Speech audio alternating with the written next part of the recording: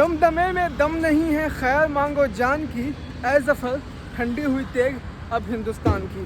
तो दोस्तों ये जो लाइन है ना, ये असल में मेजर हडसन ने बहादुर शाह ज़फ़र के लिए कहा था जब उसने उनको पकड़ लिया था 1857 में। और इस जुमले के जवाब में बहादुर शाह ज़फ़र ने कहा था, गाजियों में बू रहेगी जब तलक ईमान की, तख्त लंदन तक चलेगी तेग हिंदुस्तान की। और आज जिस जगह पे आज हम आपको लेके जा रहे हैं ना दोस्तों, वो एक छोटी सी जगह है, छोटा सा दरवाज़ा है, लेकिन वहाँ से जो है ना आपको पूरा मुग़लिया इतिहास जो है पूरा समझ में आ जाएगा। शुरुआत बिल्कुल बाबर से जो है ना उसकी है, और ख़ात्मा जो है ना बिल्कुल बहादुर शाह ज़फ़र तक आपको उसमें मिल सकता है। बहुत सारे बादशाहों ने वहाँ पे इतिहास लिखा है, और बहुत सारे बादशाहों का इतिहास उस पर लिखा गया है। और ये जो है दोस्तों दिल्ली गेट में स्थित है, मेरे पीछे आप देख सकते हैं, वहाँ पे एक दरवाज़ा आपको दिख रहा होगा, और ये कहलाता है खूनी दरवाज़ा। लाल दरवाज़े के नाम से भी इसको हम जानते हैं। तो ये जो है बहादुर शाह ज़फ़र मार्ग में स्थित है। मेरे पीछे आप देख सकते हैं कितनी बिजी सड़क है, काफ़ी गाड़ियाँ आ रही हैं जा रही हैं, और इसी सड़कों के बीचों बीच जो है ना, ये आप मेरे पीछे देख सकते हैं, ये बसा हुआ है खूनी दरवाज़ा। मेरे पीछे देख सकते हैं यहाँ पर जो है ना, ये है मौलाना आज़ाद मेडिकल कॉलेज, और इसी कॉलेज के सामने में यहाँ पर ये देखिए ये है खूनी दरवाज़ा। बिल्कुल बंद हो चुका है ये। एक ज़माने में अंदर जो है जाने की एंट्री होती थी, लेकिन फ़िलहाल जो है ना इसको फ़िलहाल बंद कर दिया गया है। कुछ कांड हुआ था, वो बताएंगे आपको हम। उसी कांड के बाद जो है ना इसके अंदर जाना बिल्कुल ही मना हो गया है। तो आइए आपको हम लेके चलते हैं और बताते हैं पूरा खूनी दरवाजे का कंप्लीट इतिहास। तो दोस्तों यहाँ पे सबसे पहले आप देख सकते हैं ये बोर्ड लगा हुआ है लाल दरवाज़ा का, ठीक है। और साइड में जो है पूरा गार्डन है, और इस साइड से आप देख सकते हैं ना ऊपर में इस तरह की छज्जे वगैरह निकले हुए हैं, और इधर से जो है ना इसका मेन दरवाज़ा है। इधर भी आपको ऊपर में खिड़की दिख रही होगी। तो फ़िलहाल हम लोग थोड़ा सा इसके आगे जाते हैं, और इधर आप देख सकते हैं दोस्तों आज के टाइम में जो है ना ये कितना अंदर जो है समझिए कि एक तरह से डूब चुका है ना। अगल बगल जो रोडें जो ऊंची हुई हैं, ऊंची होने की वजह से जो है ना ये पूरा दरवाज़ा जो है अंदर धंस चुका है। और यहाँ पर अगर आप देखिए तो ये जो है खूनी दरवाज़ा की पूरा जानकारी यहाँ पर दी हुई है, हम भी आपको बताएंगे फ़िलहाल इसके बारे में। और अब आप यहाँ से देख सकते हैं दरवाज़े के बाहर का सारा हिस्सा। इधर देखिए ये तो दरवाज़ा में सिक्कर लगा हुआ है, लॉक है, और अंदर से जो है ना ये कुछ ऐसा दिखता है। तो इधर आप देख सकते हैं यहाँ पे एक सीढ़ी बनी हुई है ना ऊपर जाने के लिए, ये भी बंद है। और एक दरवाज़ा जो है आप यहाँ पर देख सकते हैं ना, तो दोनों साइड में राइट साइड और लेफ़्ट साइड दोनों साइड में जो है ना एक ऊपर जाने का दरवाज़ा है, लेकिन बंद है। और इसका आप मेहराब देखिएगा इस कितना ऊंचा है, अभी इतना ऊंचा लग रहा है, और उस ज़माने में जो है ना ये कितना ऊंचा हुआ करता होगा। तो दोस्तों कहा जाता है ना कि ये जो दरवाज़ा है ना एक ज़माने में समझिए कि बिल्कुल पूरे मैदान के बीचों बीच हुआ करता था, लेकिन जैसे जैसे अगल बगल यहाँ पे आबादी वगैरह बढ़ती गई ना, तो फिर ये जो है नीचे धंसता गया। और ये आप देख सकते हैं ना, जिस तरह से मतलब आपने देखा होगा लोधी वंश का डिज़ाइन या सूदी वंश का डिज़ाइन, बिल्कुल उसी आकार में ये बनाया गया है। और यहाँ से जो है ना अब आप देख सकते हैं लाल बलुआ पत्थर का यहाँ पे इस्तेमाल किया गया है। मेरे पीछे आप देखिए यहाँ से आपको जो है दरवाजे का बिल्कुल बेहतरीन रूप यहाँ पे दिख रहा होगा दोस्तों। और इसे बनवाया किसने था? इसे बनवाया था शेरशाह सूरी ने। ये आप देख सकते हैं, आप देख सकते हैं अंदर आप जाके देखिए दोस्तों, है ना कितना भयानक लग रहा है, कितना खौफनाक लग रहा है, एकदम दर्दनाक लग रहा है। तो ये आप देख सकते हैं ये है इसके पीछे वाला हिस्सा, है ना। और जिस तरह से आपने और भी दरवाजे देखे हैं बिल्कुल हूबहू वैसे ही लग रहा है। दोनों साइड से अगर आप देखिएगा ना दोस्तों, दोनों बिल्कुल सिमेट्रिकल है। इस लेफ्ट साइड में जो है यहाँ पर 2 खिड़कियाँ हैं, और इस साइड में भी जो है ना यहाँ पर 2 खिड़कियाँ आपको दिख सकती हैं। यहाँ से आप देख सकते हैं एक छज्जा है, खिड़की खुली हुई है, और इसके ऊपर भी आप देख सकते हैं कि यहाँ पर जो है ऊपर में बड़ी खिड़की है। और अगर हम यहाँ पर आपको दिखाएं दोस्तों, तो यहाँ पर जो है ना ऊपर में आपको कमल के फूल का डिज़ाइन दिख रहा होगा। तो कमल के फूल का जो डिज़ाइन है वो असल में इंडो इस्लामिक आर्किटेक्चर का जो एक बहुत ही इम्पोर्टेंट हिस्सा हुआ करता था। और साइड में जो है ना अगर यहाँ पे आप देखिए तो इधर आप देख सकते हैं दोस्तों, यहाँ पर एक लाल बलुआ पत्थर में जो है पूरी नक्काशी की गई है। आज भी वैसे ही की वैसी नक्काशी आपको दिख सकती है। बीच बीच में आप देख सकते हैं कि नीचे में एक कलश का स्ट्रक्चर है, यहाँ भी आप देख सकते हैं कलश का स्ट्रक्चर बनाया गया है।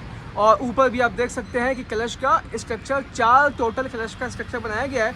और कलश का स्ट्रक्चर भी जो है ना आपको बहुत सारे इंडो इस्लामिक आर्किटेक्चर में देखने को मिलेगा।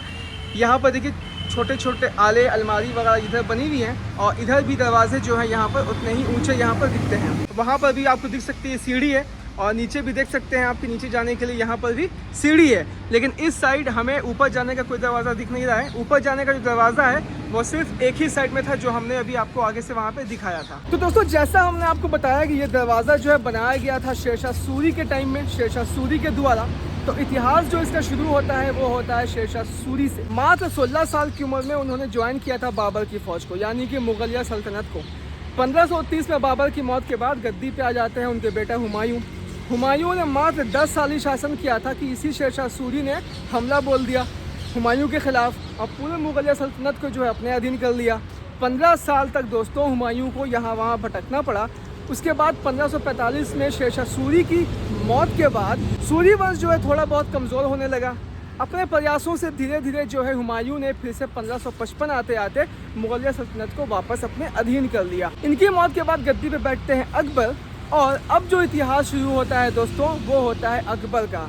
और अकबर की सबसे एक ख़ास बात, एक इंटरेस्टिंग बात, एक सरप्राइजिंग बात ये है ना कि वो ये नहीं चाहते थे कि उनका बेटा जहांगीर उनके बाद गद्दी को संभाले, बल्कि वो ये चाहते थे कि जहांगीर का बेटा खुसरो मिर्ज़ा यानी कि उनका अकबर का पोता खुसरो मिर्ज़ा गद्दी पे बैठे, क्योंकि वो अपने ड्यूटीज़ को जो है ना सही से नहीं निभाते थे।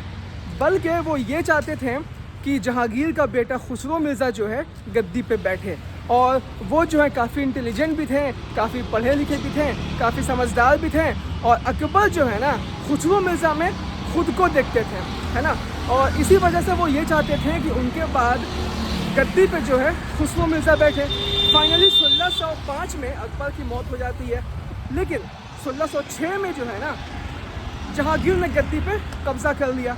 इस बात को देख करके जो है खुसरो मिर्ज़ा को अच्छा लगा नहीं। उसने 1606 में ही अपने बाप जहांगीर के ख़िलाफ़ विद्रोह छेड़ दिया। और सबसे ख़ास बात यह है दोस्तों कि सल्तनत में भी जो है ना बहुत लोग थे जो ये नहीं चाहते थे कि जहांगीर गद्दी पे बैठे, और इसी में से थे 2 बेटे अब्दुल रहीम खान खाना के। और इसी वजह से जो है ना जहांगीर ने उनको मरवा दिया और मरने के बाद उनके जिस्म को, उनकी बॉडी को जो है इसी खूनी दरवाजे पर छोड़ दिया और वो जो है यहीं पर कई दिन तक सड़ती रही। तो ये था इस दरवाजे का खूनी इतिहास, पहला खूनी इतिहास जहांगीर के टाइम में। वक्त के आगे बढ़ने के साथ साथ दोस्तों इसके बाद राजा गद्दी पे बैठते हैं शाहजहां। शाहजहां के बाद जो है गद्दी पे बैठते हैं औरंगज़ेब। औरंगज़ेब के टाइम में जो है ना दोस्तों ये इतिहास फिर से दोहराया गया। अब यहाँ पर जो खूनी लड़ाई हुई उनके दोनों भाइयों के बीच में हुई, औरंगज़ेब और दारा शिकोह में। दारा शिकोह को औरंगज़ेब ने हरा दिया और दारा शिकोह का जो सर है औरंगज़ेब के सामने पेश किया गया और औरंगज़ेब ने अपने भाई के सर को इसी दरवाजे के सामने यहाँ पर डिस्प्ले कर दिया था, लोगों को दिखाने के लिए कि मेरे ख़िलाफ़ जो भी लोग विद्रोह छेड़ता है उसका क्या अंजाम होता है। आप सोच सकते हैं कि कितनी खूनी लड़ाई जो है अपने ही भाइयों के बीच में हुई थी गद्दी को प्राप्त करने के लिए। जहांगीर के टाइम में बाप बेटे में हुई थी, औरंगज़ेब के टाइम में भाइयों में हुई थी। और अब हम आ जाते हैं बहादुर शाह ज़फ़र के टाइम पे, जिसकी वजह से जो है ना ये दरवाज़ा जो है ज़्यादा ऐतिहासिक माना जाता है। और यही कहानी जो है इसके दरवाजे के इतिहास पे भी लिखी हुई है। ऐसा कहा जाता है दोस्तों कि 1857 में बहादुर शाह ज़फ़र के पकड़े जाने के बाद जनरल हडसन ने उनके बेटों को भी पकड़ लिया था। कहाँ से पकड़ा था? हुमायूं टॉम से पकड़ा था। और इसी रास्ते से जो है ना बैलगाड़ी में बैठा करके उन तीनों को वो दिल्ली लेकर के जा रहा था। और रास्ते ही में जो है ना उसे बहुत लोगों की भीड़ दिखी। भीड़ देख के वो घबरा गया। उसे लगा कि ये जो भीड़ है ना कहीं ना उन तीनों को यहाँ से भगा करके ले जाएं। इसीलिए उसने क्या किया, तीनों को गाड़ी से उतारा और सबके सामने जो है पॉइंट ब्लैंक रेंज से तीनों को शूट कर दिया। तो आप सोच सकते हैं कि कैसे क्या गुजरी होगी बहादुर शाह ज़फ़र पे अपने बेटों का यह हाल देख करके। और ऐसा कहा जाता है कि जब बहादुर शाह ज़फ़र जो है जब जेल में थे उन्हें भूख लगी और उन्होंने खाना मांगा। उनके सामने क्या परोसा गया? उनके 2 बेटों के सर थाली में उनके सामने परोस दिए गए।